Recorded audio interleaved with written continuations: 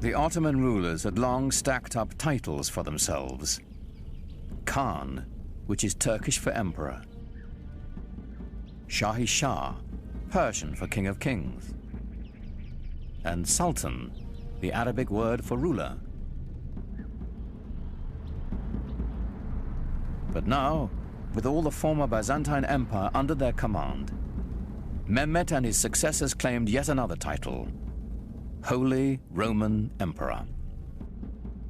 The Ottomans had reached the gates of the West and were poised to push on towards what they now claimed as their ultimate destiny, the conquest of Europe. That quest would fall to the most legendary sultan of all. He was born at the beginning of the 10th century by the Muslim calendar, and he was the 10th sultan descended from Osman. He was a child of destiny, whose greatness was expected. In the parlance of the day, he was the Sahib Quran, the universal ruler, the master of an auspicious conjunction, whose coming has been foretold, whose identity is confirmed astrologically. His name was Suleiman, after Solomon, the wise king of the Old Testament. The Ottoman Empire would reach its apex under Suleiman's reign. Suleiman was extremely well educated. He was trained to the Sultanate from the day he was born. As a young prince, he formed a relationship that would have a tremendous impact on his life and on the empire as well. When he was still a crown prince, he also developed a great friendship with a convert, a Greek convert who took the name Ibrahim.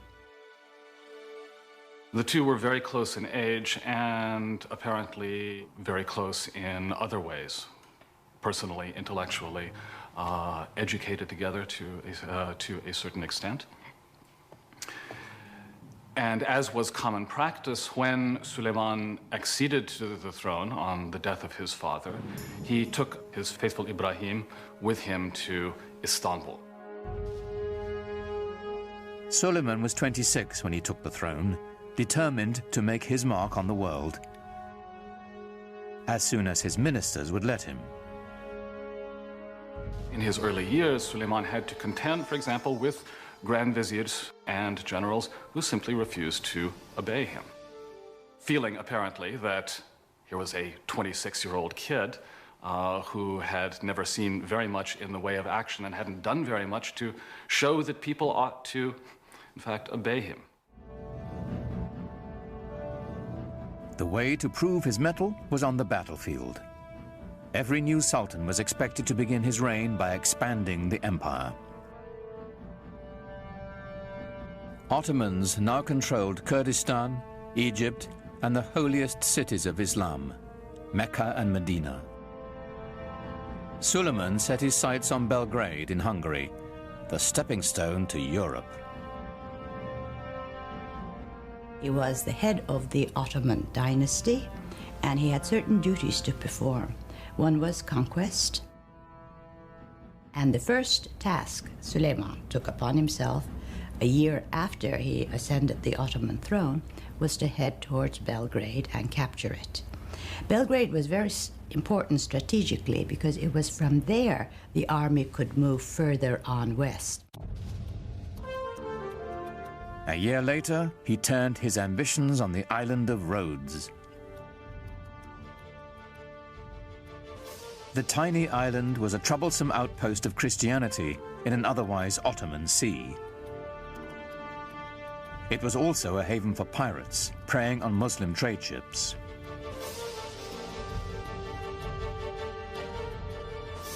The 50,000 defenders of Rhodes manned one of the strongest forts in the world.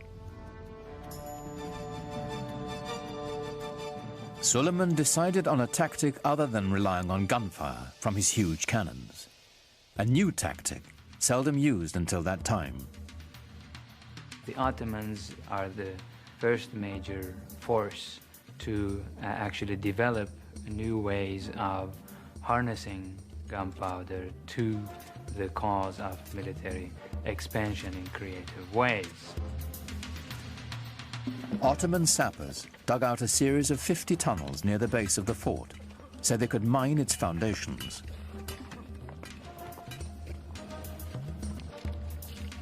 Performing this dangerous work were expendable Christian conscripts from the Balkans.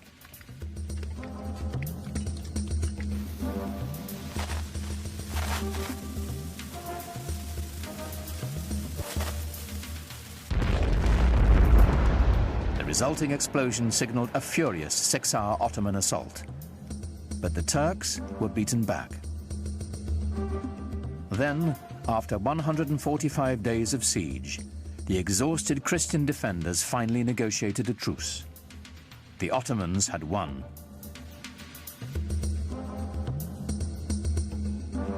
Victory did more than deliver roads to the empire.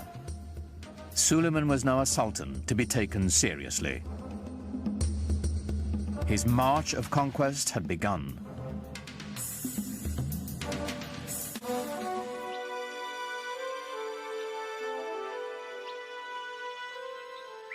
Europe grew to fear the name of Suleiman.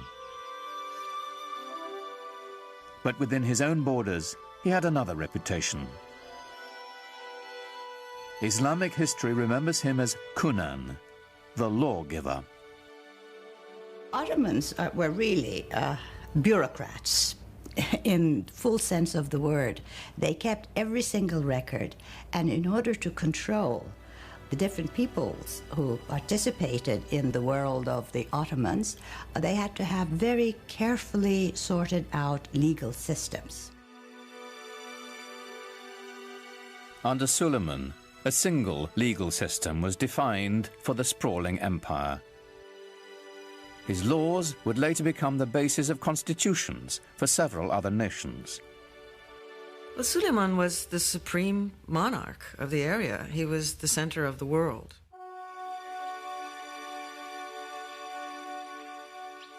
He inaugurated a classical age in Ottoman architecture, commissioning some of the most spectacular buildings the world has ever seen.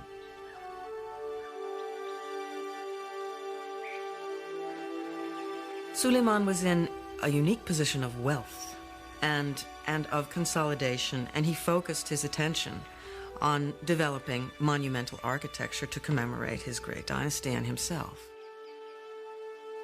Great religious architecture can really give people a sense of what is at the heart of the faith. Grandeur and majesty are the things that come to mind when Muslims think about God. A building that is grand and majestic can immediately remind people of the glory of God. Suleiman's chief architect, Sinon, was a man whose vision perfectly complemented the empire builder. Sinon perfected the signature structure of Islam, the domed mosque. His career spanned half a century and produced well over 300 buildings, including the refurbishment of one of the most important monuments in Islam, the Dome of the Rock in Jerusalem. But for the Sultan, of course, he built his masterpiece, the Süleymaniye Mosque in Istanbul. It is truly befitting Sinan, who's called the Great Master. These buildings were horrendously expensive, huge things that took many, many years to build, and a great deal of architectural talent and engineering skill and engineering experience. When they built a mosque like the Süleymaniye, they were doing it to say, yeah, I've got the power, I've got the money, I am the Sultan, I'm the King of Kings. But at the same time, there was also tremendous spiritual value in these things. The symbolism is not only that of empire, but of faith. In the spirit of Muhammad's teaching, the Great Mosque was a center of social services, complete with a hospital, school, and library. At its inauguration, it's said Suleiman gazed at it with awe and exclaimed, "O Solomon, I have surpassed thee."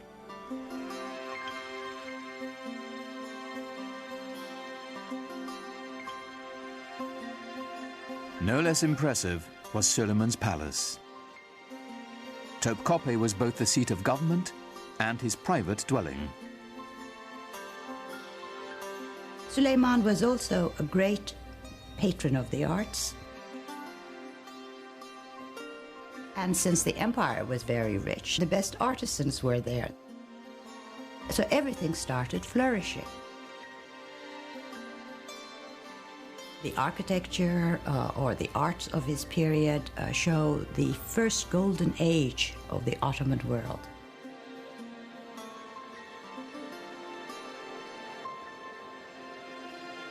Everything that came out of his palace was exquisite. Suleiman himself was a goldsmith. Ottomans believed that every sultan had to have a tangible trade. Being a sultan was not considered a practical or a tangible trade. And he was a very demanding patron, insisted on checking the work, even commissioned few things. And I think each artisan group or each corps working for the palace tried to outdo one another to please the Sultan, because to please him had wonderful rewards.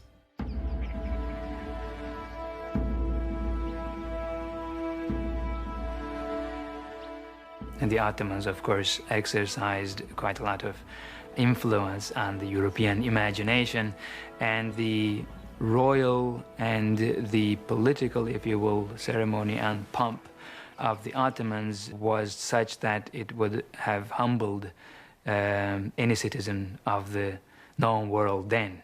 This was arguably one of the greatest world empires, and European observers could not walk away without feeling of respect for the sheer power of the Ottomans. In public, Suleiman required that all those around him remain completely silent, while he made his wishes known with the slightest nod or gesture. It must have been a tremendously impressive sight to see the courtyard of the palace filled with some 6,000 or 7,000 janissaries and other functionaries, no one saying a word. What was going on here was the creation of a sovereignty so mysterious and yet so far-reaching as to be seen as nearly divine. As Suleiman's power grew, his lifelong friend Ibrahim rose in the court structure. And Ibrahim Pasha, who became a Pasha later on, became his devoted Grand Vizier. In fact, Ibrahim married his sister. So they were not only good friends, they were also related.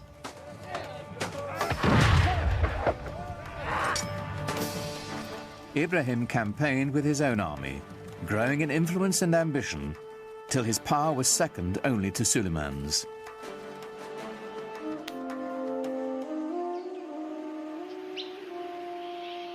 But for power and ambition, the secret world of the Sultan's harem had no equal.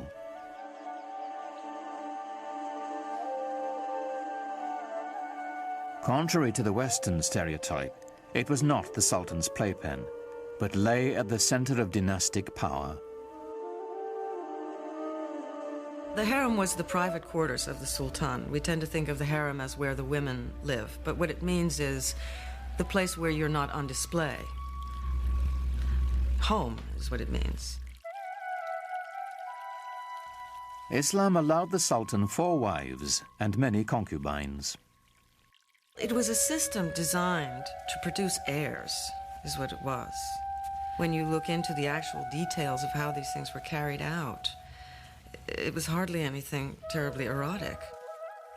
I mean, the Sultan did not have much choice in his selection of female companions. The Sultan was not in a position to look around and say, I want her, you know, because his mother would have a lot to say about it.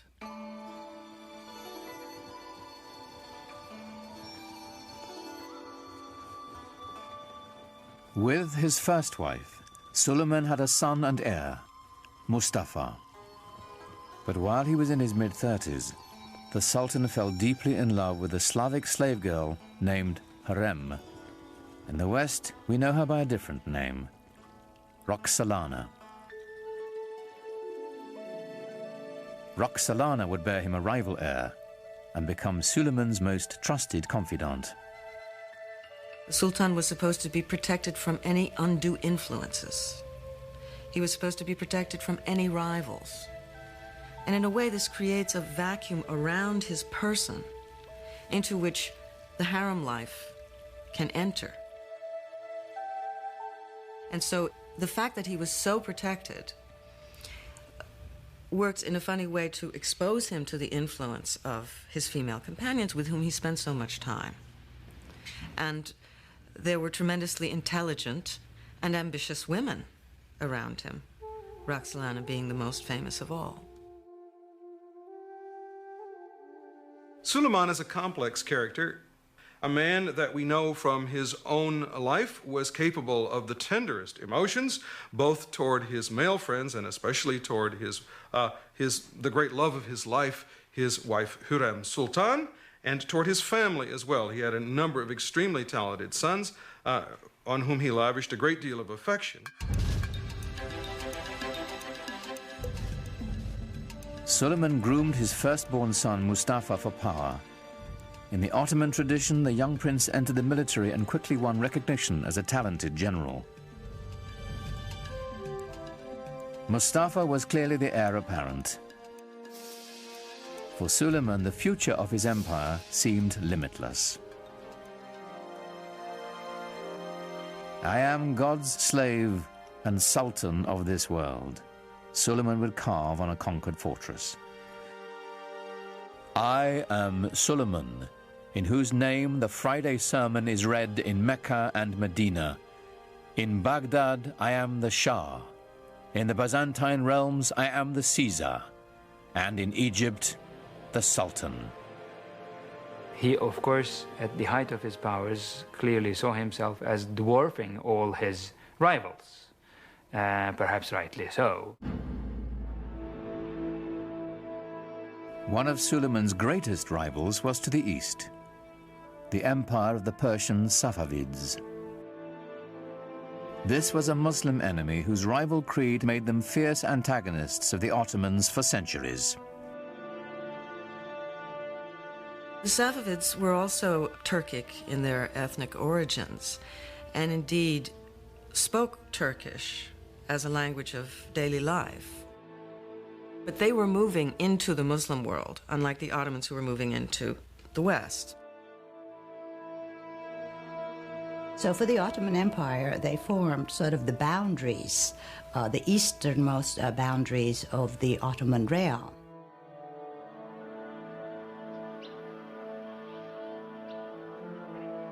The Safavid dynasty was Shiite Muslims, bitter rivals to the Sunni Ottomans. According to the Shiites, a leader had to be designated by his predecessor and had to be of the family of Muhammad. According to the Sunni view, it was not designation that was necessary, and a person could be a leader of the community without being a direct descendant of Muhammad.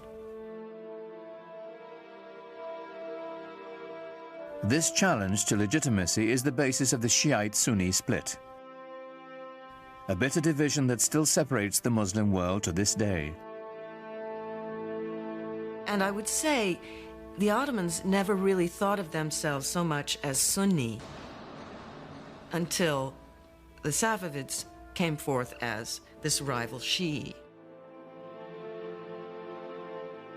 So the Safavids developed a rival ideology to the Ottomans,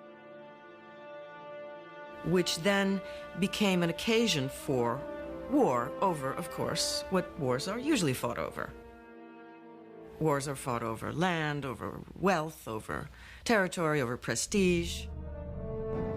And the Safavids waged a war of ideology in eastern Anatolia, which was always for the Ottomans the most worrisome part. The terrain is difficult to conquer, difficult to control.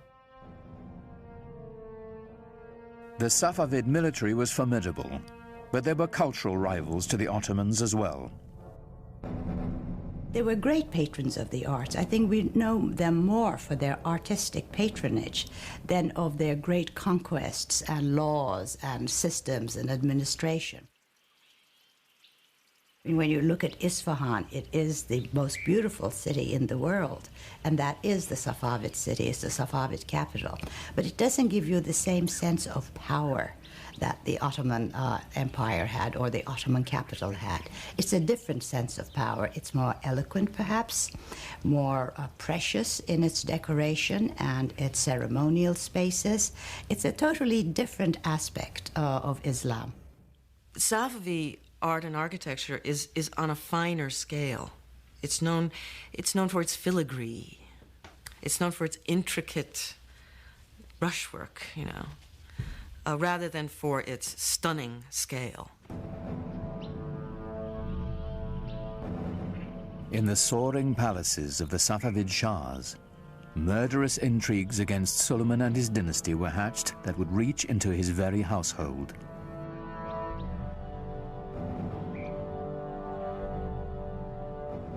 But Suleiman's eyes were on the west, where a fragmented and vulnerable Europe awaited his conquest. The Ottoman Empire encompassed everything from Egypt to Kurdistan, and he now had Hungary as well. But he had ambitions of going beyond that and actually bringing the larger portions of the world known to him, if not all of it, under his control. Suleiman's next step would be Vienna. Its conquest would drive a dagger into the heart of the European Habsburg Empire and open the way to the west. But as the heavily armed Ottomans set out for Vienna, the weather turned against them. The heavy cannon that had swept the Ottomans to victory after victory bogged down in the mud.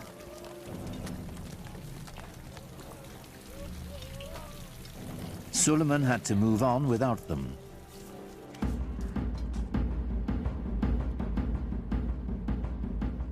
With only light artillery, the Ottomans relentlessly shelled the city. But the smallest breach was ferociously defended. After a lengthy siege, with winter fast approaching, Suleiman withdrew his forces. He was not concerned. He was sure he would return soon enough. He never did. Suleiman's failure to take Vienna was pivotal for Europe. It was the first major defeat. After a long time, the Europeans had been losing and losing and losing. And this was the dawn of a new day for Europe. But Suleiman had little to fear from Europe. Rival Muslim Safavids and his own family would bring the cruelest of sorrows to the Sultan, and ultimately to his empire as well. Suleiman, in some ways, serves as a sort of epitome of the 16th century idea of the wise and just ruler who was at the same time a very tragic figure.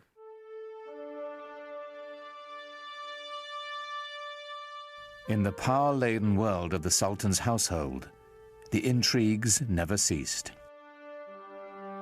The Topkapı Palace, as it was originally conceived, had no quarters for the ladies. The women lived in what was called the Old Palace. But Hürrem always complained about her husband, as most wives would, spending too many days and months campaigning outside the capital.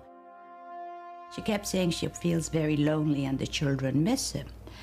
Well, surprisingly, there was a fire in the Old Palace, fire in Hürrem's quarters. So she had to be moved to the Topkapı Palace temporarily while her old quarters were being renovated. Well, she moved in and never moved out.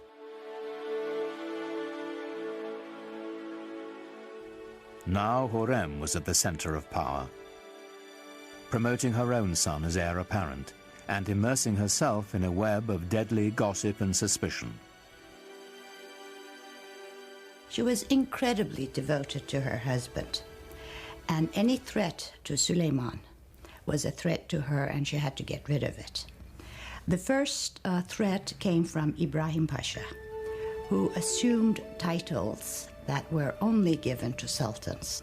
So Hürrem knew something was going to happen eventually. And to protect the empire and the dynasty, Ibrahim Pasha had to go. On March 15th, 1536, Suleiman and Ibrahim Pasha dined together, as was their custom. In the morning, Ibrahim's body was found strangled.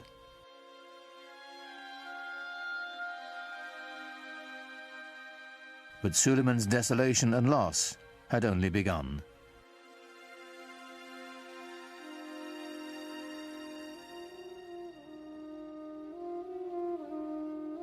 A few years after Ibrahim's death, Hürrem claimed to have uncovered a plot to overthrow Suleiman, devised with Safavid help by his beloved firstborn son and heir, Mustafa.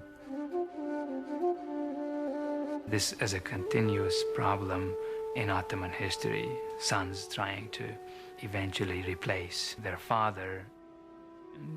This happens in monarchies. Succession could become a problem, and it was an acute problem, and Suleiman had his share of it and perhaps did not always play his hands right. Without hesitation, Suleiman ordered Mustafa's execution,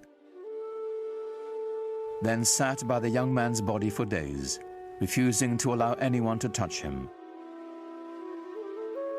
The best hope for the empire's future was dead.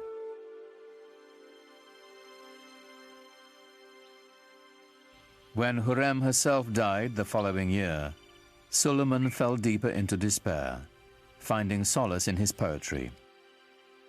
Most of the poetry, I think, was written after he lost his wife, since he talks about the loneliness of being in office, that he has nobody left anymore, and he's dying to join her.